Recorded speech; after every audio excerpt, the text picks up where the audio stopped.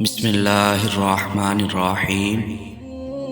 معزز ناظرین، السلام علیکم۔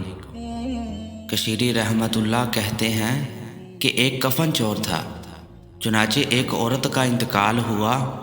جب اس کو کفنا کر لوگ قبر تک لے گئے تو کفن چور نے بھی شرکت کی۔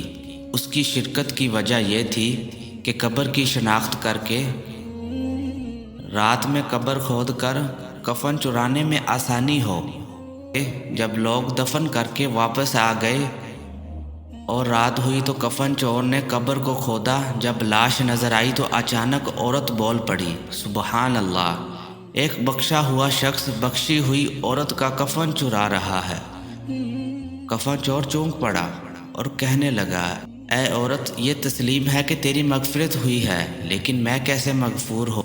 عورت نے کہا، اللہ تعالیٰ نے میری مغفرت فرمائی اور ان لوگوں کی بھی مغفرت فرمائی جن لوگوں نے مجھ پر نماز جنازہ ادا کی تھی۔